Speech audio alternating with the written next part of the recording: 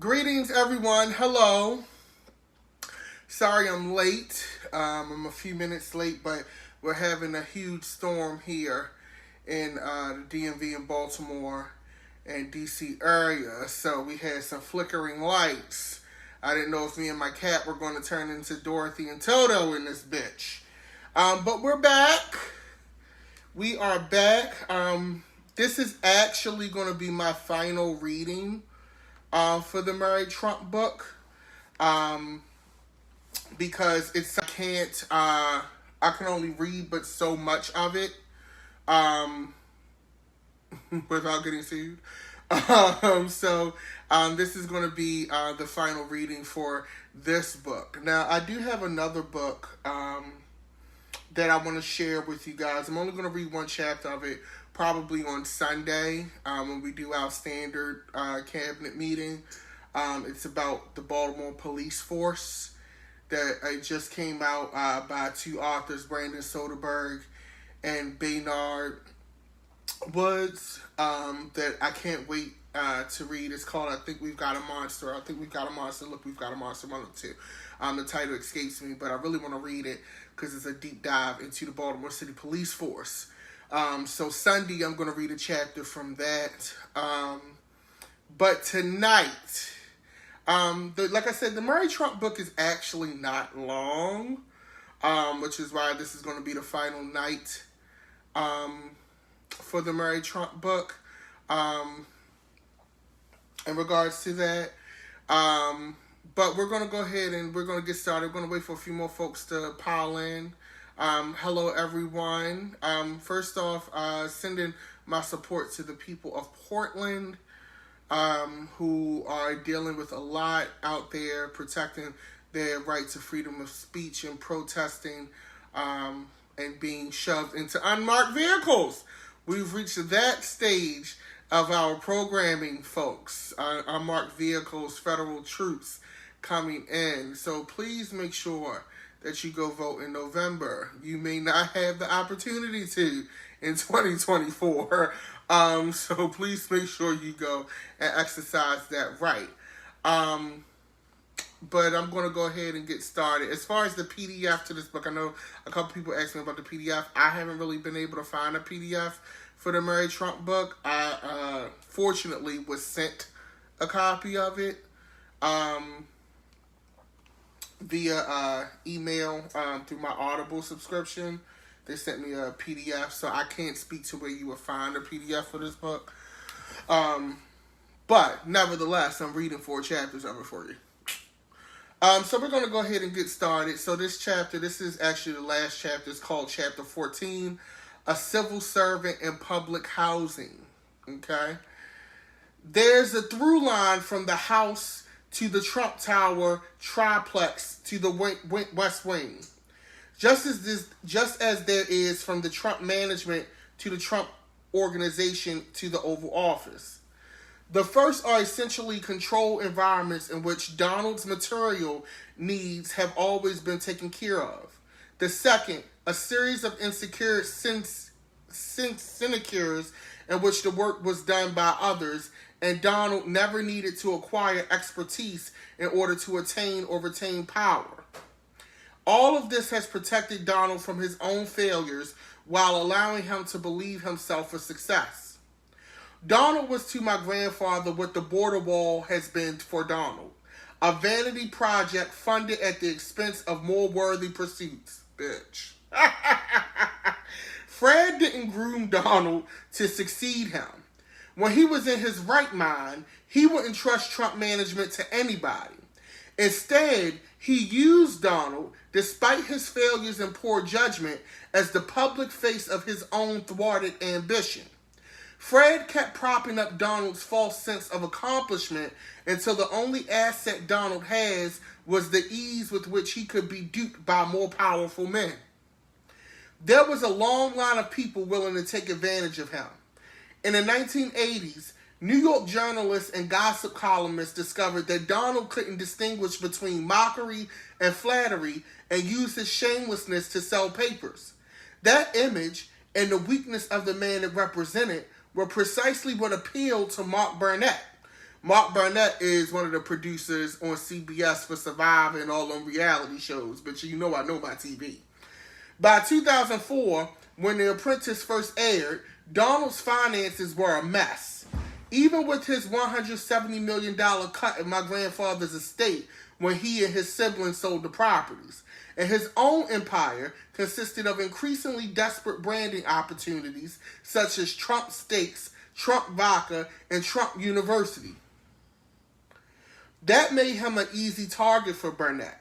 Both Donald and the viewers were the butt of the joke that was The Apprentice, which, despite all evidence to the contrary, presented him as a legitimately successful tycoon. For the first 40 years of his real estate career, my grandfather never acquired debt. Bitch, he probably was doing tax evasion and shit like that. That's why he ain't had no debt, bitch. In the 1970s and 80s, however, all of that changed as Donald's ambitions grew larger and his missteps became more frequent. Far from expanding his father's empire, everything Donald did after Trump Tower, which along with his first project, the Grand Hyatt, could never have been accomplished without Fred's money and influence, chipped away at the empire's value. By the late 1980s, the Trump Organization seemed to be in the business of losing money, as Donald siphoned untold millions away from Trump management in order to support the growing myth of himself as a real estate phenom and master deal maker. Ironically, as Donald's failures in real estate grew, so did my grandfather's need for him to appear successful. Fred surrounded Donald with people who knew what they were doing while giving him the credit, who propped him up and lied for him, who knew how the family business worked.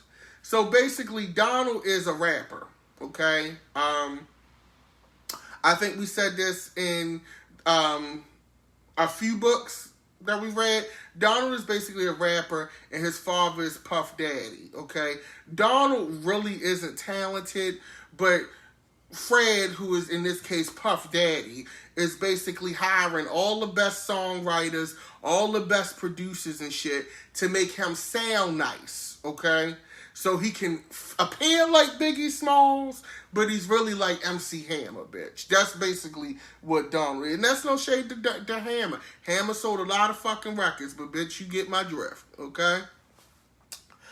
All right, the more money my grandfather threw at Donald, the more confidence Donald had, which led him to pursue bigger and riskier projects, which led to greater failures, forcing Fred to step in with more help. By continuing to enable Donald, my grandfather kept making him worse, more needy for media attention and free money, more self-aggrandizing and delusional about his greatness. Although bailing out Donald was originally Fred's exclusive domain, it didn't take long for the banks to become partners in the project. At first, taken in by what they believed to be Donald's ruthless efficiency and ability to get a job done, they were operating in good faith. As the bankruptcies piled up and the bills for the reckless purchases came due, the loans continued, but now as a means to maintain the illusion of success that had fooled them in the first place. It's understandable that Donald increasingly felt he had the upper hand, even if he didn't. He was completely unaware that other people were using him for their own ends and believed that he was in control.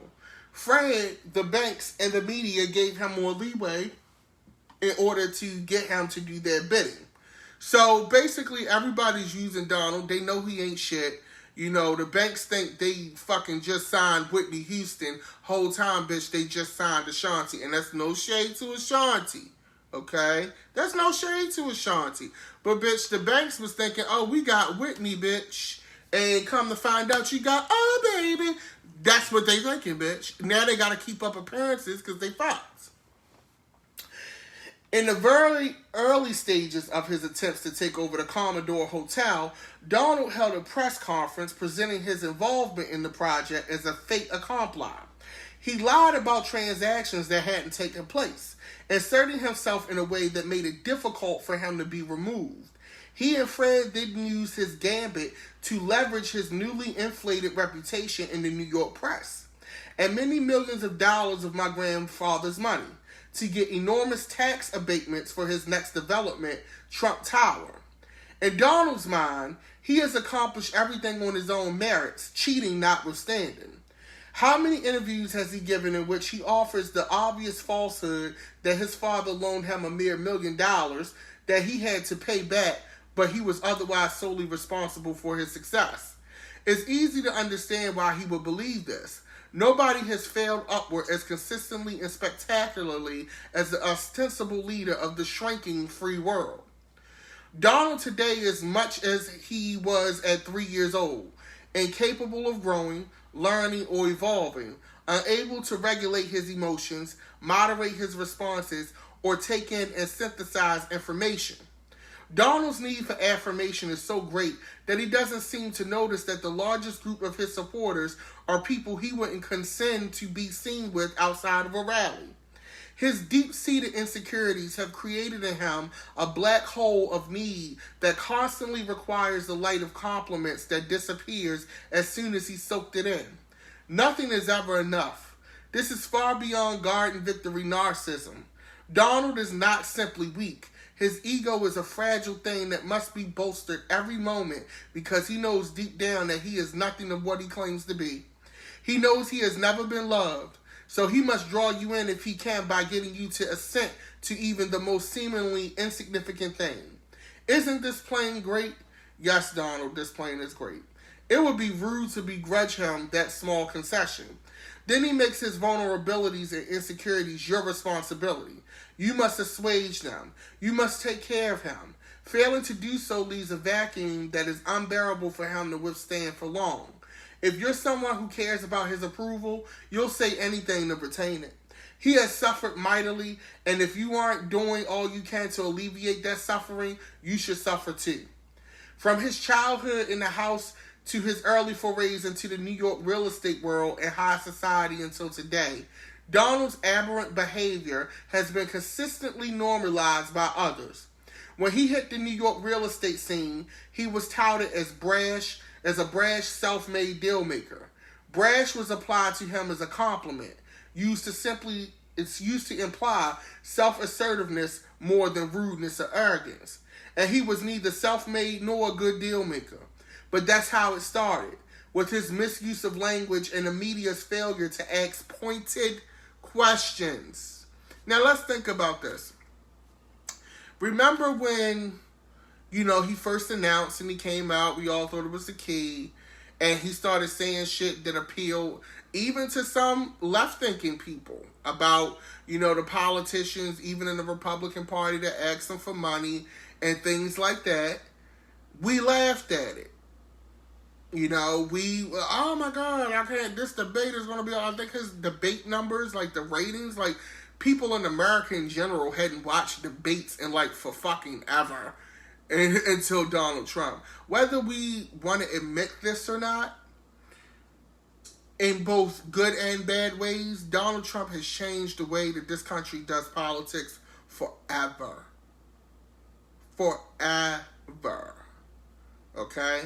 And that's the reality. I know we don't like to admit that, or we like to gloss over it, but that's the reality. Believe it or not, for better or worse, and I hate to say this, Donald Trump is one of the most important presidents in the history of this country. And you know why I'm saying that. Moving on. His real skills were interpreted as strengths unique to his brand of success. By perpetuating his version of the story he wanted told about his wealth and his subsequent successes, our family and then many others started the process of normalizing Donald. His hiring and treatment of undocumented workers and his refusal to pay contractors for completed work were seen to be the cost of doing business. Treating people with disrespect and nickel and diming them made him look tough. Those misrepresentations must have seemed harmless at the time, a way to sell more copies of the New York Post or increase the viewership of Inside Edition. But each transgression inevitably led to another, more serious one. The idea that his tactics were legitimate calculations instead of unethical cons was yet another aspect of the myth that he and my grandfather had been constructing for decades. Okay. Though Donald's fundamental nature hasn't changed, since his inauguration, the amount of stress he's under has changed dramatically. It's not the stress of the job, because he isn't doing the job, unless watching TV and tweeting insults count. It's the effort to keep the rest of us distracted from the fact that he knows nothing about politics, civics, or simple human decency. That requires an enormous amount of work. For decades, he has gotten publicity, good and bad, but he's rarely been subjected to close scrutiny, and he's never had to face significant opposition. His entire sense of himself and the world is being questioned.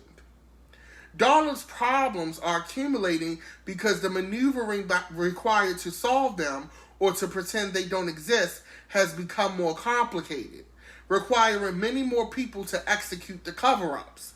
Donald is completely unprepared to solve his own problems or adequately cover his tracks. After all, the systems were set up in the first place to protect him from his own weaknesses, not help him negotiate the wider world. The walls of his very expensive and well-guarded padded cell are starting to disintegrate. This bitch got bars, okay?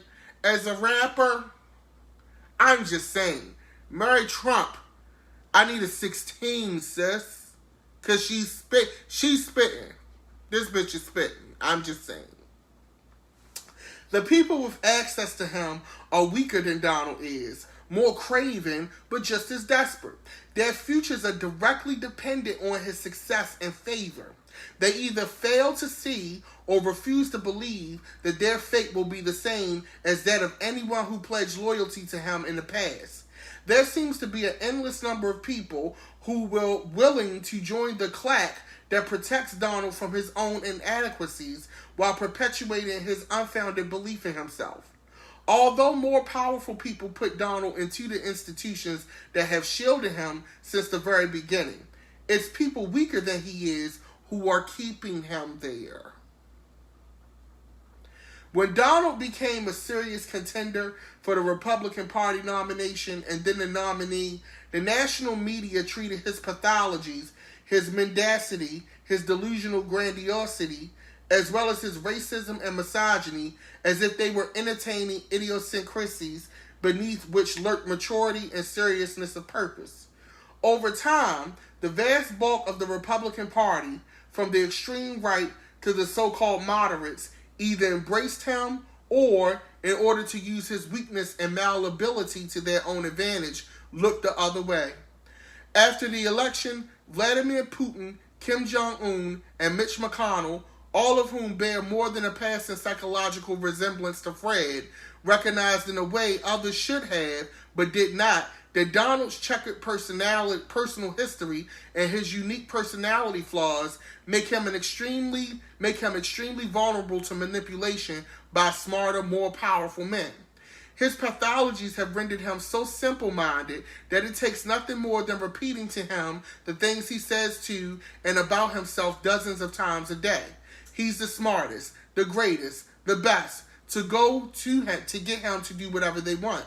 Whether it's imprisoning children in concentration camps, betraying allies, implementing economy-crushing tax cuts, or degrading every institution that's contributed to the United States' rise as the flourishing of liberal democracy.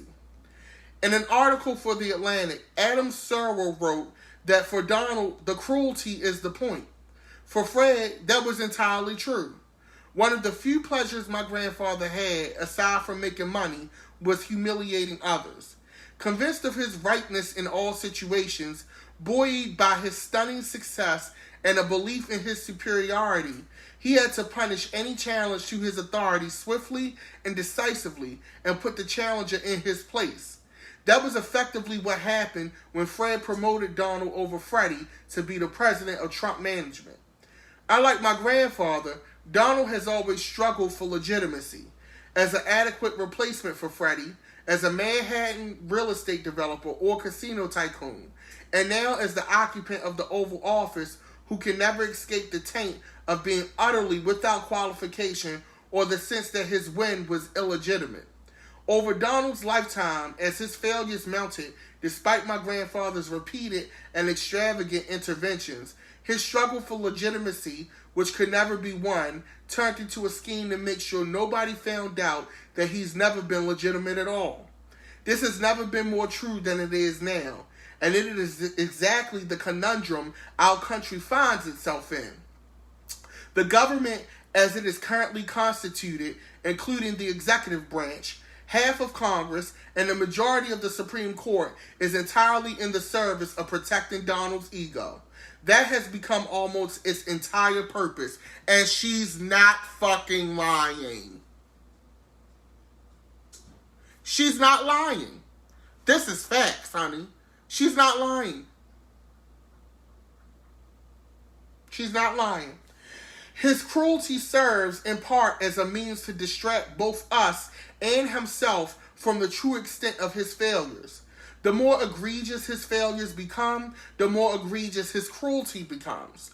Who can pay attention to the children he's kidnapped and put into concentration camps on the Mexican border when he's threatening to out whistleblowers, coercing senators to acquit him in the face of an overwhelming evidence of guilt, and pardoning Navy SEAL Eddie Gallagher, who've been accused of war crimes and convicted of posing for a picture with a corpse, all within the same month? This bitch spitting. That's facts. And it's so crazy because in reading this book, she's actually reminded me of shit that I actually forgot about that happened 2 years ago. Because so much happens. And it's crazy because on my YouTube channel, for those of you watching on YouTube, you know you look at Secretary of Shade episodes. If you're joining me on Facebook, on my YouTube channel, Secretary of Shade, youtube.com/Secretary of Shade, I actually sat and I went through my videos and I looked at the titles. I didn't sit and watch every one because it's weird to sit and watch myself. But I actually sat and looked at the titles and I was like, bitch, I forgot all about this. That's how much that has happened. If he can keep 47,000 spinning plates in the air, nobody can focus on any one of them. So there's that. It's just a distraction. His cruelty is also an exercise of his power, such as it is. He has always wielded it against people who are weaker than he is, or who are constrained by their duty or dependence from fighting back. Employees and political appointees can't fight back when he attacks them in his Twitter feed because to do so would risk their jobs or their reputations. Freddie couldn't retaliate when his little brother mocked his passion for flying because of his filial responsibility and his decency. Just as governors in blue states, desperate to get adequate help for their citizens during the COVID-19 crisis, are constrained from calling out Donald's incompetence for fear he would withhold ventilators and other supplies needed in order to save lives. Donald learned a long time ago how to pick his targets. So basically, he don't go after people. You got to be a bitch with nothing to lose for him. You got to be a hood bitch. I'm just saying. You got to, if you got something to lose, he gonna get you. Okay? Donald continues to exist in a dark space between the fear of indifference and the fear of failure that led to his brother's destruction. It took 42 years for the destruction to be completed, but the foundations were laid early and played out before Donald's eyes as he was experiencing his own trauma. The combination of those two things, what he witnessed and what he experienced, both isolated him and terrified him. The role that fear played in his childhood and the role it plays now can't be overstated. And the fact that fear continues to be an overriding emotion for him speaks to the hell that must have existed inside the house 6 decades ago. Every time you hear Donald talking about how something is the greatest, the best, the biggest, the most tremendous, the implication being that he made them so, you have to remember that the man speaking is still, in essential ways, the same little boy who is desperately worried that he, like his older brother, is inadequate and that he too will be destroyed for his inadequacy. At a very deep level, his bragging and false bravado are not directed at the audience in front of him, but at his audience of one, his long dead father. Donald has always been able to get away with making blanket statements. I know more about fill in the blank than anybody, believe me, or the other iteration. Nobody knows more about fill in the blank than me. He's been allowed to riff about nuclear weapons, trade with China, and other things about which he knows nothing. He's gone essentially unchallenged when touting the efficacy of drugs for the treatment of COVID-19 that have not been tested, or engaging in an absurd revisionist history in which he's never made a mistake and nothing is his fault. It's easy to sound coherent and somewhat knowledgeable when you control the narrative and are never pressed to elaborate on your premise or demonstrate that you actually understand the underlying facts. It is an indictment among many of the media that none of that changed during the campaign, when exposing Donald's lies and outrageous claims might have actually saved us from his presidency. On a few occasions, he was asked about his positions in policy, which for all intents and purposes really don't exist. He still wasn't expected or required to make sense or demonstrate any depth of understanding. And that's facts. We graded Donald Trump, and the media graded Donald Trump on a curve. When you look at, and now I'm going back to 2015, 2016, when you look at the field of candidates that were in, let's just look at the Republican Party, for example. I knew that something was wrong, and I always say this, when Jeb Bush got out of the race. The Bushes are a dynasty in politics. Jeb Bush had the most financing and fundraising dollars for his campaign of anybody. When he got rid of Jeb Bush, that was the sign right there. Because look at, and I'm not defending the Bush, but in this day and age, I would prefer Bush over Trump. But when you look at the policies in 2016, the candidates that were in that race, a lot of them were head and shoulders. And I'm just talking about the Republicans. Hillary was definitely more qualified. A lot of people were more qualified. Everybody was more qualified. But even to look at him getting the Republican nomination, okay? Even looking at the Republican nomination, the field that he was up against, there's no way in the world he should have gotten out of that first tier alive. He should have been gone. But we wanted a show. America loves a show. As long as we are comfortable, we live for entertainment. We live for the drama. And when you look at the media, here's the thing. And I may lose some people here, but I'm going to keep it 100. The media's job is not to give you truth or facts. The media's job is to sell advertising slots. Those advertising slots are based on what people watch. The reality is, the CNNs of the world, the MSNBCs of the world had not seen numbers that high in years. We had not seen debate viewing numbers that high in decades, since the invention of the television, since the first televised debate, okay, with Kennedy and Nixon, I believe. Oh, no, Kennedy, who was it? Kennedy, I'm sorry, I'm misquoting, but the first one with Kennedy, bitch, okay? We hadn't seen numbers that high. So as an advertiser, as a company, I have to look at my bottom line. Do I show this documentary on how great this candidate is? Or do I put my financing, my dollars, CNN, y'all know I love Anderson and them, but walk with me for a moment. do I put my dollars into creating a debate stage that looks like it should be on American Idol? Think about in history, guys. When we used to watch debates, when we used to see that shit on TV, that shit looked dry as hell. It was two motherfuckers maybe on a stage in a room with one backdrop and the driest commentator you can find. Okay? Fast forward, when the media started seeing that Donald Trump was increasing viewership numbers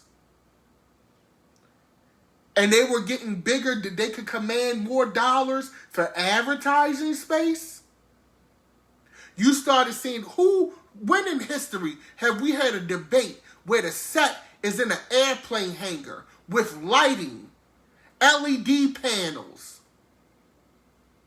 okay?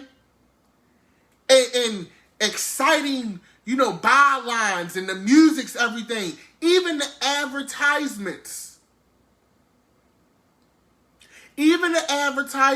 Let's think back to that 2015-2016 election cycle, where you would see the commercials. Trump versus Hillary versus Bernie. It looked like a UFC match.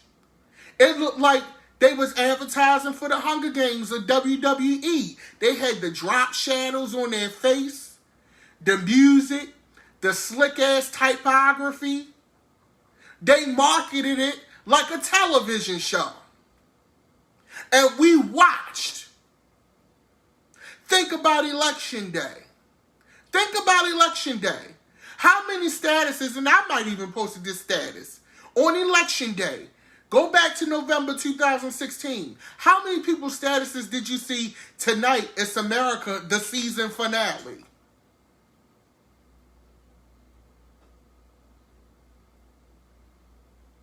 America lives for a show. They marketed that whole election cycle like Survivor, like Amazing Race, like American Idol. That's how it was marketed. And that was on every network. Every debate they had was marketed the same. I've never seen debate stage budgets look like that before. Now, we're forced to deal with this reality. We're living in hell. And newsflash, folks, this isn't even hell. By most standards, you talk to people who live in countries with real fascism and that are under real duress. Them folks in Chechnya, where gay people getting pulled off the street, kidnapped, tortured, and killed. This is nothing to them. So it is very important that you go and vote, because I don't want to sound extreme. I don't want to be Dr. Doomsday. But the reality is, looking at what's going on, you may not have that option in 2024. And my honest belief is that if Trump loses, even if he loses this election cycle, I don't think he's going to go quietly.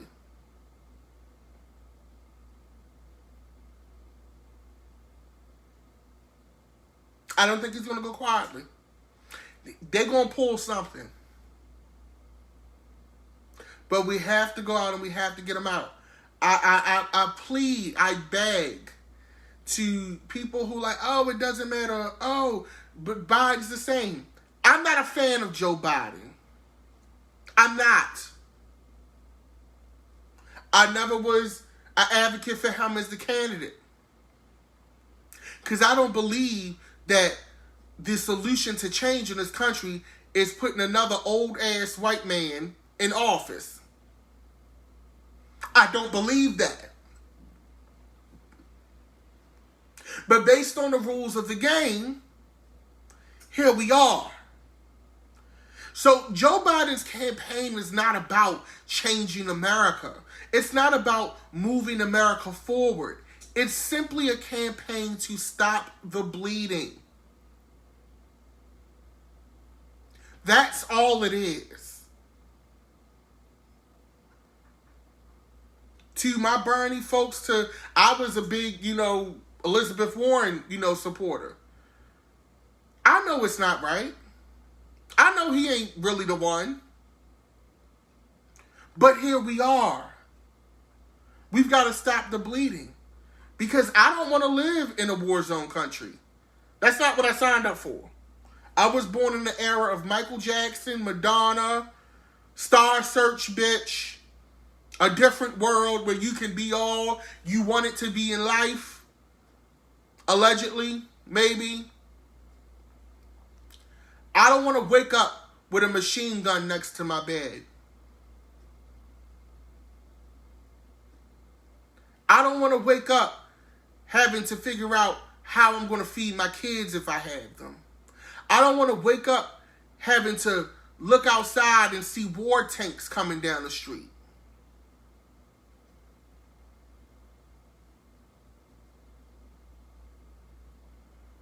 I don't want to do that. And I say this to you, I plead with you, like I said, Joe Biden is not the change president. He's just not. He's not the president that's going to move us forward in this upward fashion where it's going to be overnight. He's not that guy. Stop looking for him to be that guy, because he's not. He is simply the guy to stop the bleeding. Now we're going to move forward. Sorry, I didn't mean to go on a tangent, y'all. I know we read and shit. This is not like a regular cabinet meeting, where we talk topics and shit. But I just wanted to throw that in there. Now, where was I at? Shit. Since the election, he's figured out how to avoid questions completely. White House press briefings are formal news conferences, and formal news conferences have been replaced with chopper talk, during which he can pretend he can't hear any unwelcome questions over the noise of helicopter blades. Oh, bitch, I didn't even notice that, bitch. No shade. That is true. No shade. In 2020, his pandemic press briefings quickly devolved into mini campaign rallies filled with self-congratulation, demagoguery, and ring-kissing. In them, he has denied the unconscionable failures that have already killed thousands, lied about the progress that's being made, and scapegoated the very people who are risking their lives to save us despite being denied adequate protection and equipment by his administration. Even as hundreds of thousands of Americans are sick and dying, he spins it as a victory, as proof of his stunning leadership. And in the event that anybody thinks he's capable of being serious or somber, he'll throw in a joke about betting models or lie about the size of his Facebook following for good measure. Still, the news networks refuse to pull away. The few journalists who do challenge him, and even those who simply ask Donald for words of comfort for a terrified nation, are derided and dismissed as nasty. The through line from Donald's early destructive behavior that Fred actively encouraged to the media's unwillingness to challenge him, and the Republican Party's willingness to turn a blind eye to the daily corruption he has committed since January 20th, 2017, have led to the impending collapse of the once great nation's economy, democracy, and health. We must dispense with the idea of Donald's strategic brilliance and understanding the intersection of media and politics.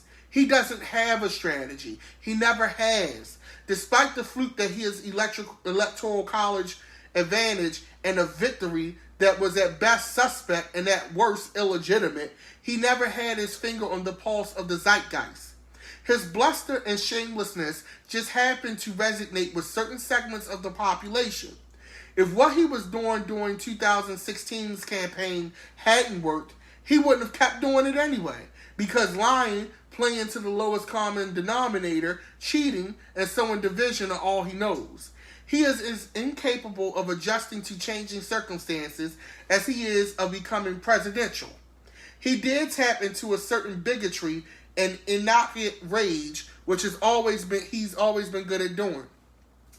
The full page screed he paid to publish in the New York Times in '89, calling for the Central Park Five to be put to death, wasn't about his deep concern for the rule of law. It was an easy opportunity for him to take on a deeply serious topic that was very important to the city while sounding like an authority in the influential and prestigious pages of the Gray Lady. It was unvarnished racism meant to stir up racial animosity in a city already seething with it.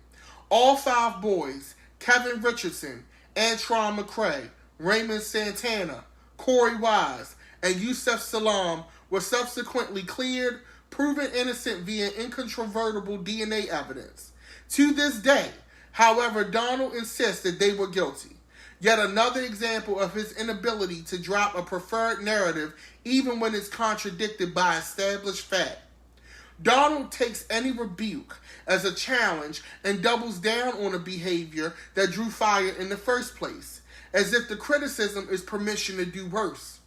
Fran came to appreciate Donald's obstinacy because it signaled the kind of toughness he saw in his sons. 50 years later, people are literally dying because of his catastrophic decisions and disastrous inaction. With millions of lives at stake, he takes accusations about the federal government's failure to provide ventilators personally, threatening to withhold funding and life-saving equipment from the states whose governors don't pay sufficient homage to him. That doesn't surprise me. The deafening silence in response to such a blatant display of sociopathic disregard for human life or the consequences for one's actions, on the other hand, fills me with despair and reminds me that Donald isn't really the problem after all. This is the end result of Donald's having continually been given a pass and rewarded not just for his failures, but for his transgressions against tradition, against decency, against the law, and against fellow human beings. His acquittal in the sham Senate impeachment trial was another such reward for bad behavior. The lies may become true in his mind as soon as he utters them, but they're still lies. It's just another way for him to see what he can get away with. And so far, he's gotten away with plenty. She ain't never lie. No shade. No lies there. I'm going to read one last piece. This is the epilogue, the 10th Circle. Since we're here. It shouldn't take me that long to do. But it's not a long piece. So I'll just go ahead and read the epilogue. On November 9th, 2016, my despair was triggered in part by the certainty that Donald's cruelty and incompetence would get people killed. My best guess at the time was that that would occur through a disaster of his own making, such as an avoidable war he either provoked or stumbled into. I couldn't have anticipated how many people would willingly enable his worst instincts, which have resulted in government-sanctioned kidnapping of children, detaining of refugees at the border, and betrayal of our allies, among other atrocities. And I couldn't have foreseen that a global pandemic would present itself, allowing him to display his grotesque indifference to the lives of other people. Donald's initial response to COVID-19 underscores his need to minimize negativity at all costs. Fear, the equivalent of weakness in our family, is as unacceptable to him now as it was when he was 3 years old. When Donald is in the most trouble, superlatives are no longer enough. Both the situation and his reactions to it must be unique, even if absurd or nonsensical. On his watch, no hurricane has ever been as wet as Hurricane Maria. Nobody could have predicted a pandemic that his own health department and human services was running simulations for just a few months before COVID-19 struck in Washington state. Why does he do this? Fear. Donald didn't drag his feet in December 2019, in January, in February, in March because of his narcissism. He did it because of his fear of appearing weak or failing to project the message that everything was great, beautiful, and perfect. The irony is that his failure to face the truth has inevitably led to massive failure anyway. In this case, the lives of potentially hundreds of thousands of people will be lost, and the economy of the richest country in history may well be destroyed. Donald will acknowledge none of this, moving the goalposts to hide the evidence and convincing himself in the process that he's done a better job than anybody else could have if only a few 100,000 died instead of 2 million. Get even with people who have screwed you, Donald has said, but often the person he's getting revenge on is somebody he screwed over first, such as the contractors he's refused to pay or the niece and nephew he refused to protect. Even when he manages to hit his target, his aim is so bad that he causes collateral damage. Andrew Cuomo, the governor of New York and currently the de facto leader of the country's COVID-19 response, I know he ain't like that shit when he read that part, because I know he read this book, bitch. You know Donald read this book, bitch. Has committed not only the sin of insufficiently kissing Donald's ass, but the ultimate sin of showing Donald up by being better and more competent. A real leader who is respected and effective and admired. Donald can't fight back by shutting Cuomo up or reversing his decisions. Having abdicated his authority to lead a nationwide response, he no longer has the ability to counter decisions made at the state level. Donald can insult Cuomo and complain about him, but every day the governor's real leadership further reveals Donald as a petty, pathetic little man. Ignorant, incapable, out of his depth, and lost in his own delusional spin.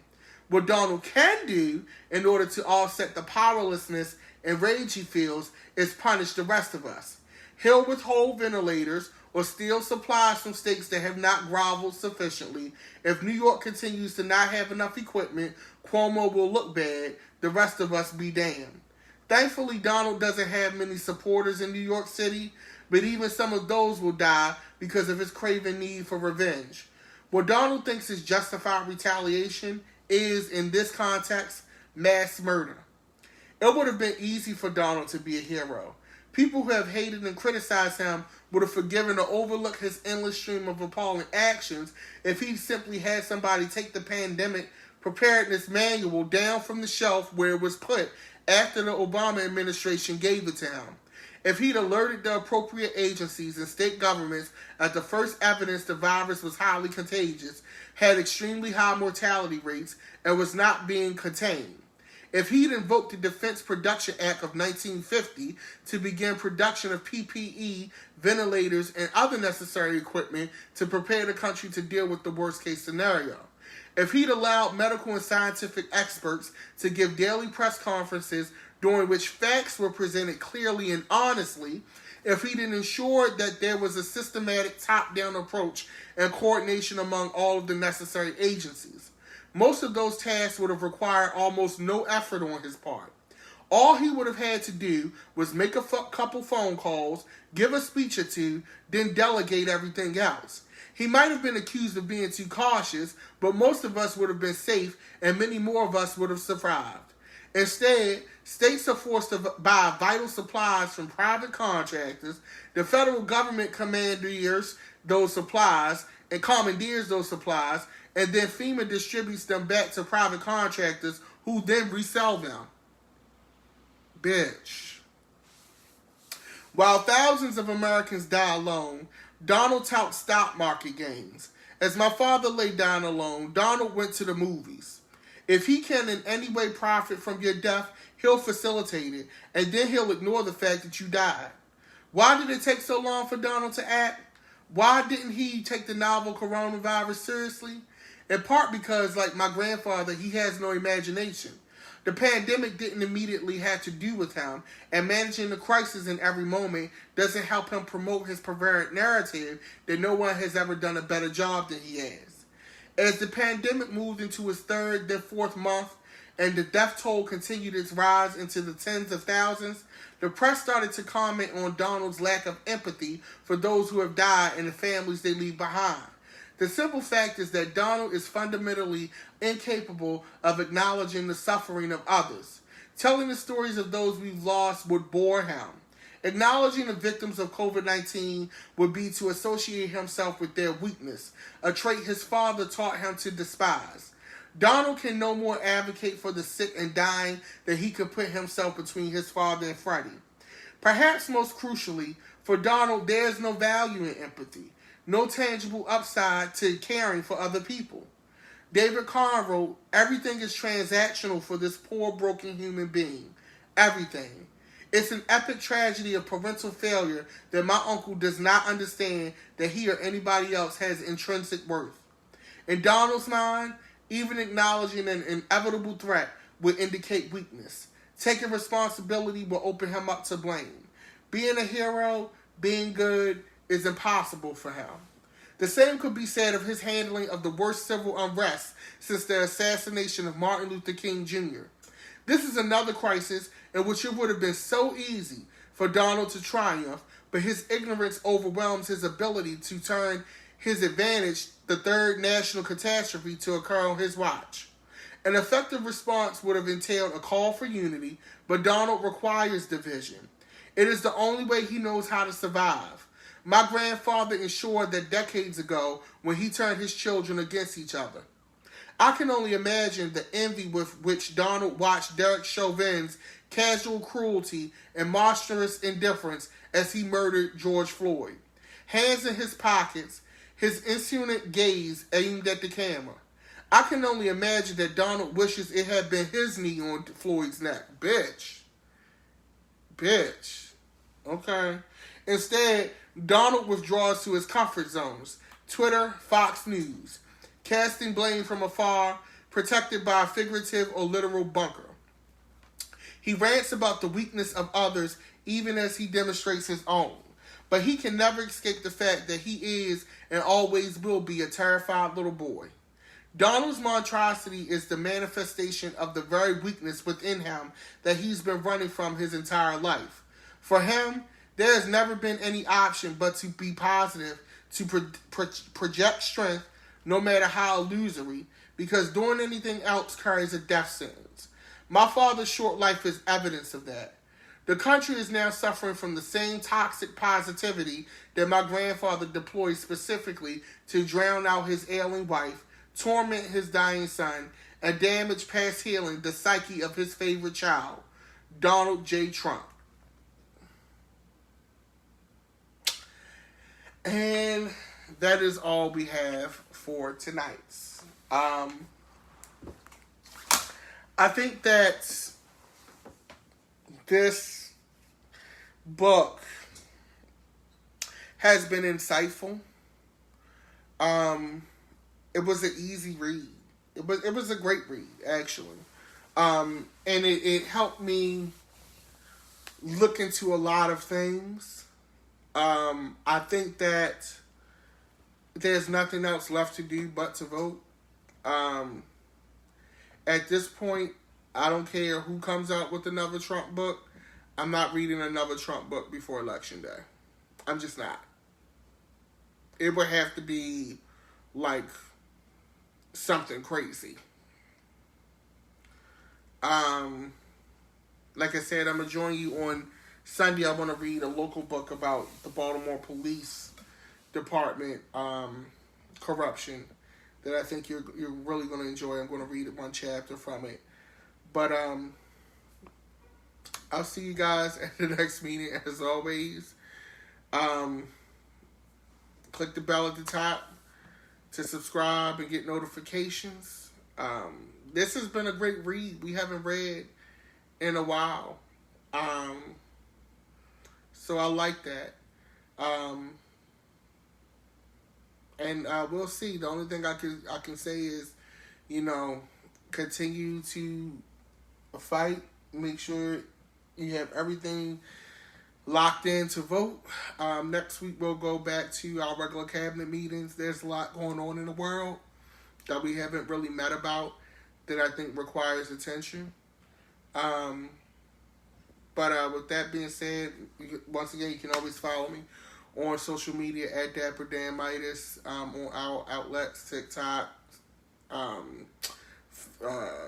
Instagram, Twitter. My Cash App and Venmo is at Dapper Dan Midas as well. With that being said, you guys have a great evening. Be safe. Enjoy yourselves. Get some rest. And I'll talk to you guys soon.